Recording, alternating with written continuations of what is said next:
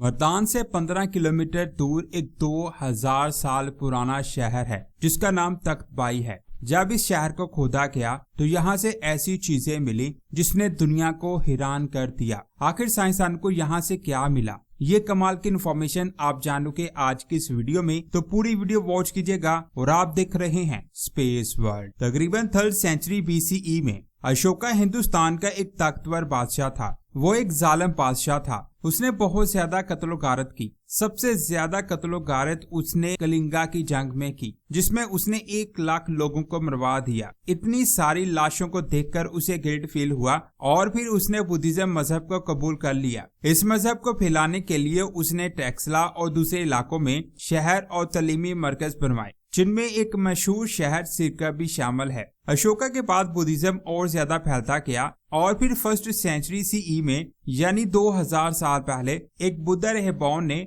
मर्दान के पहाड़ों में एक मोनेस्ट्री कायम की, जिसे बाद में तख्तबाई कहा गया। उस दौर में ये शहर उन लोगों का मरकज हुआ करता था। यहाँ पर बहुत बड़ी तादाद में मॉन्क्स रहते थे और ये शहर 700 सालों तक आबाद रहा। लेकिन इस शहर पर कई हमले हुए, जिसकी वजह से लोग इस शहर को छोड़कर चले गए और ये शहर आहिस्ता आहिस्ता से खत्म होना शुरू हो गया। फिर 1852 में एक ब्रिटिश आर्कियोलॉजिस्ट ने इस शहर को फाइंड किया और वो इसके स्ट्रक्चर को देखकर हैरान रह गया कि आखिर आज से 2000 साल पहले के लोगों ने पहाड़ों पर इतना शानदार शहर कैसे बना दिया। इसके बाद कई आर्कियोलॉजिस्ट यहाँ पर आए और वो भी इसके स्ट्रक्चर को देखकर हैरान रह गए। सबसे पहले इस जगह को देखें। यहाँ पर मॉन्क्स रहा करते थे। इसे मोनेस्ट्री कहते हैं। यहाँ साइडों पर आपको कई छोटे छोटे कमरे दिखाई दे रहे हैं। हर मॉन्क का अपना एक कमरा हुआ करता था।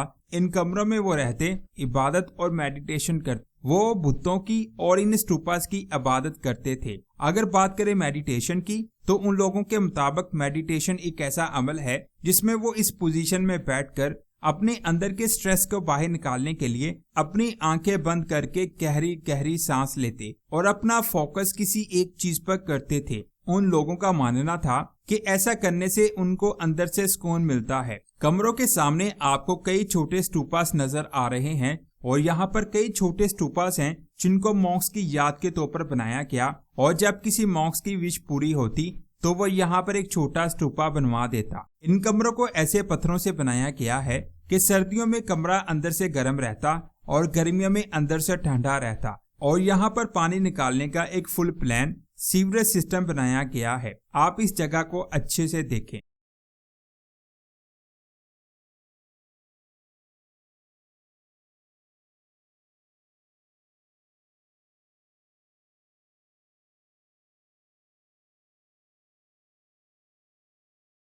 इसके बाद आता है असेंबली हॉल, जिसको आप वीडियो में देख सकते हैं। यहाँ पर भी साइडों पर कमरे हैं और सेंटर वाला हिस्सा खाली है। इस जगह पर वो अपनी मीटिंग्स करते थे और इसी जगह पर नए मॉन्क्स को तालीम दी जाती। आसान अल्फाज में ये उस दौर का क्लासरूम या मीटिंग हॉल था। यहाँ पर बैठकर वो अपने इल्म को एक दूसरे से शेयर करते थे। साइडों पर बने हुए कुछ कमरे सीनियर मॉन्क्स के थे।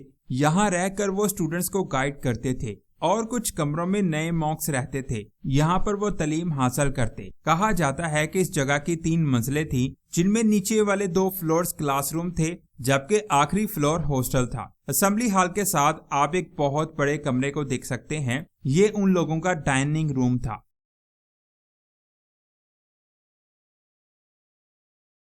इसके बाद आता है मेन स्तूपा। ये जगह मॉन्क्स के लिए बहुत ज्यादा अहम थी। ये इस शहर का मेन मरकज था।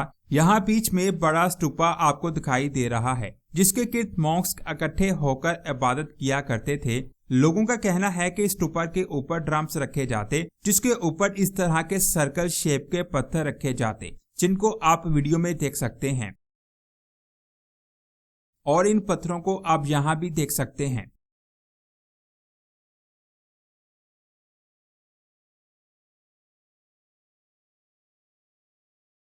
यहाँ भी साइडों पर आपको कई कमरे दिखाई दे रहे हैं। यहाँ पर मॉन्क्स रहते और इबादत किया करते थे। इस जगह की वीडियो को आप एक बार फिर से देखें।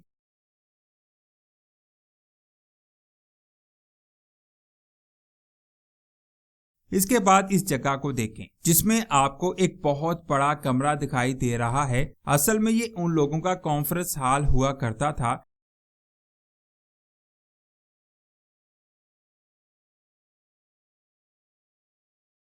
इसके बाद इस जगह को देख, यहाँ पर स्टेयर्स हैं जो नीचे जमीन की तरफ जाती हैं। यहाँ जमीन के नीचे टोटल 10 कमरे बने हुए थे। उन कमरों में मॉन्क्स सख्त मेडिटेशन करने के लिए रहा करते थे।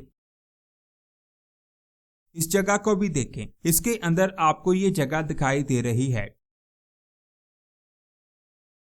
इसके बाद आपको ये जगह दिखाई दे रही है, ये उन लोगों का रिहायशी एरिया है जो अब काफी तबाह हो चुका है। यहाँ पर प्रॉपर किचन मिले हैं जिनमें खाना तैयार किया जाता था और साथ ही अनाज को स्टोर करने के लिए स्टोर भी मिले हैं। इस जगह को देख, यहाँ पर पानी को स्टोर किया जाता था। जैसे कि आपको पता है कि पहाड़ों में पानी नहीं होता, इसीलिए वो लोग बारिश के पानी को स्टोर करके उसे इस्तेमाल करते थे।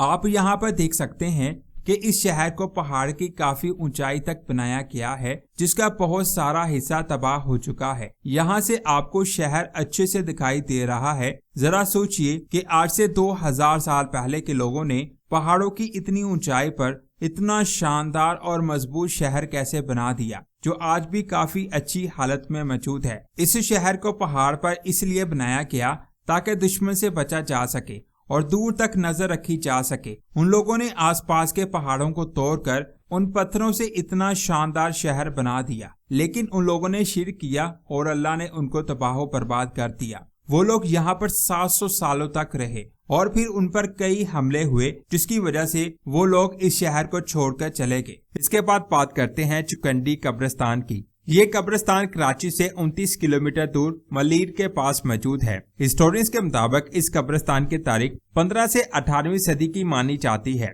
ये कब्रें बलोच और समीजा कबीले के लोगों की हैं जो कई सौ साल पहले इस एरिया में आबाद थे। ये कब्रें इस्लामी दौर की हैं, लेकिन इनके डिजाइन में मकामी सखावत नजर आती है। इन कब्रों को देखें तो इनका कलर येलो है। असल में इन कब्रों को पीले रेतले पत्थरों से हाथ से तराश कर बनाया गया है। इन कब्रों को अगर गौर से देखें तो इन पर कुछ चीजें बनी हुई दिखाई देंगी जिन पर फुलाद, तलवारें, घोड़े, जेवरात, फूल शामिल हैं और कुछ पर कुरानी आयात भी लिखी हुई हैं। मर्दों की कब्र पर तलवार या घोड़े की शक्ल बनाई गई है, जबकि औरतों की कब्रों पर जेवर और फूलों के डिजाइन बनाए हुए हैं। ये आर्ट सिंध की संगे तराशी का सबसे आला नमूना समझा जाता है। हर कब्र को कई पत्थरों से बनाया जाता जिनको एक दूसरे के ऊपर रखा जाता। बाज कब्रों की छतें बनाई जाती जैसे कोई मकबरा हो। इस कब्रिस्तान को यूनेस्को वर्ल्ड हेरिटेज में शामिल किया गया। तो दोस्तों, ये थी आज की शानदार वीडियो। आपको ये वीडियो कैसी लगी कमेंट्स करके जरूर बताएं। इस वीडियो को लाइक और शेयर लाजमी करें। मिलते हैं एक और शानदार वीडियो में। अपना बहुत सारा ख्याल रखें। अल्लाह हाफिज।